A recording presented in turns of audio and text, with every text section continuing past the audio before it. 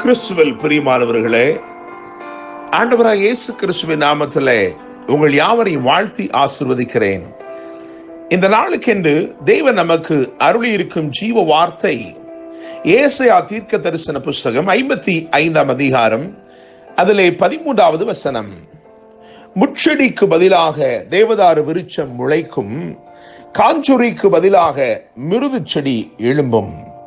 என கேட்கிற தேவனுடைய பிள்ளைகளே, கர்த்தருக்கு நித்திய கீர்த்தியை உண்டாக்கும் ஒரு நன்மை, நித்திய அடையாளமாய் காணப்படுகிற நன்மைகள், இவைகளை இந்த நாளிலே தேவன் உங்களுக்காக முளைக்க பண்ண போகிறார்.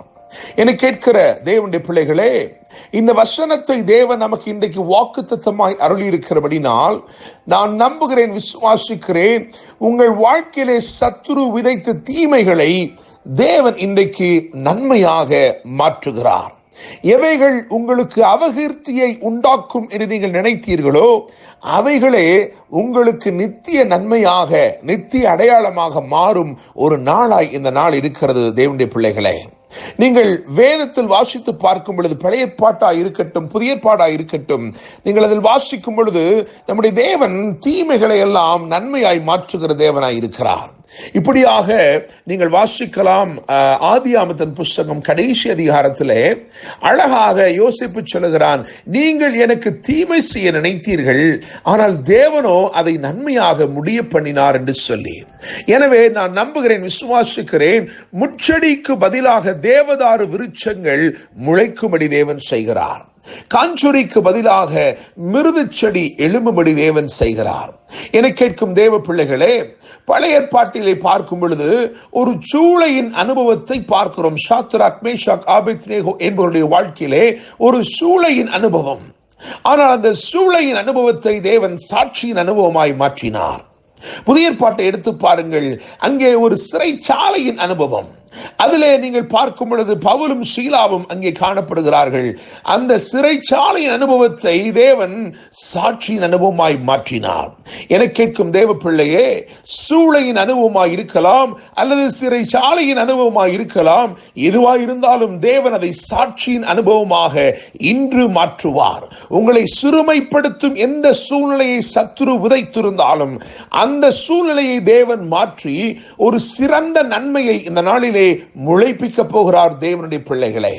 எனவே இந்த நாளில் இந்த விசேஷமான அதிகாரத்தை சற்று தியானிக்கும் பொழுது ஒரு 5 காரியங்களை விசேஷமாக நாம் கண்டுகொள்ள முடிகிறது. 2ஆம் வசனத்தை கவனித்து பார்க்கும் பொழுது ஏசாயா 55:2 அதிலே நலமான சாப்பாடு எழுதப்பட்டிருக்கிறது. நலமானதை புசியுங்கள் என்று எழுதியிருக்கிறது. என கேட்கிற தேவனுடைய பிள்ளைகளே, தேவன் நமக்கு நலமானவைகளை இந்த நாள் முழுவதும் தந்து நம்மை நடத்தும்படிக்கு விரும்புகிறார். வனாந்தரத்திலும் அவர் தம்முடைய ஜனத்தை வானத்து ஆகாரத்தால் போஷித்தார். எனவே இன்றைக்கு தேவன் உங்களுக்கு நலமானதை அருளப் போகிறார். நீங்கள் உட்கொள்வது எல்லாம், நீங்கள் உங்களுக்கு நேரிடுகிறதெல்லாம் நலமானதாக இருக்க போகிறது. காரணம், அவர் நலமானதை அருளி நடத்த விரும்புகிறார். 2ஆவதாக 3ஆம் வசனத்தை கவனிக்கும் பொழுது அங்கே நிச்சயமான கிருபைகள். என கேட்கும் தேவ பிள்ளையே, உன்னை நடத்தும்படி நலமானவைகளை தருகிற தேவன் உங்களை நிலைக்க செய்யும்படிக்கு, நிலைநிறுத்தும்படிக்கு நிச்சயமான கிருபைகளை அருளுகிறார். 3ஆவதாக 4ஆம் வசனத்தை கவனிக்கும் பொழுது அங்கே நன்மைக்கு ஏதுவான நினைவுகள் என்று எழுதியிருக்கிறது. உங்களுக்கு நன்மை செய்யும்படிக்கு தேவன் உங்கள் பேரிலே நினைவாய் இருக்கிறார்.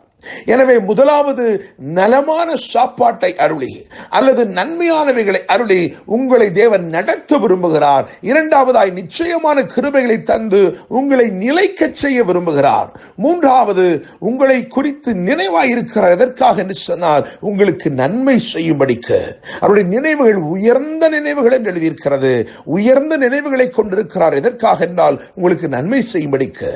4ஆவது காரியமாய் 10ஆவது வசனத்தை கவனிக்கும் பொழுது அங்கே ஒரு நனைக்கும் மழை, பூமியை நனைக்கும் மழை என்று எழுதியிருக்கிறது. விதையையும் விளைச்சலையும் பெருகச் செய்யும் தேவனாய் இருக்கிறார். எனவே முதலாவது உங்களை நடத்த விரும்பி நலமானதை அருளுகிறார். உங்களை நிலைக்க செய்யும்படிக்கு நிச்சயமான கிருபைகளை தருகிறார். உங்களுக்கு நன்மை செய்யும்படிக்கு உங்கள் பேரிலே நினைவாகவே இருக்கிறார். நான்காவதாக உங்களை நிரப்பும்படிக்கு ஒரு நனைக்கும் மழையை அனுப்புகிறார். தேவனுடைய பிள்ளைகளே, விதையும் நிரம்பி இருக்கிறது, விளைச்சலும் நிரம்பி இருக்கிறது. இதுவே தேவனுடைய செயலாயிருக்கிறது. ஐந்தாவதாக உங்களுக்கு நற்கீர்த்தியை உண்டாக்கும்படி ஒரு நித்திய அடையாளத்தை ஏற்படுத்துகிறார். முச்செடிதான், ஆனால் தேவதாரு விருட்சமாய் அது முளைத்து மாறி வருகிறது. காஞ்சொரிதான், ஆனால் அதற்கு பதிலாக மிருது செடி எழும்புகிறது. என கேட்கும் தேவனுடைய பிள்ளையே, கவலைப்பட வேண்டாம். விதைக்கப்பட்டது முச்செடி ஆயிருக்கலாம், விதைக்கப்பட்டது காஞ்சொரி ஆயிருக்கலாம், ஆனால் விளைச்சல் எப்படி இருக்கிறது தெரியுமா? தேவதாரு விருட்சமாகவும் மிருது செடியாகவும் எழும்புகிறது. இன்னைக்கு தேவன் உங்களுக்காக நன்மையை முளைக்க பண்ணி அந்த நன்மையை பெரிய விருட்சம் போல் எழும்ப செய்கிற ஒரு நாளாயிருக்கிறது. தீமைகளை எல்லாம் நன்மையாய் மாற்றுகிறார். உங்கள் துக்கம் சந்தோஷமாய் மாறுகிறது. கர்த்தர் தாமே இந்த வார்த்தைகள் மூலமாய் இன்று உங்களை ஆசீர்வதித்து மேன்மைப்படுத்துவாராக. என்றும் அன்புடன் pastor Daniel Moses. God bless you.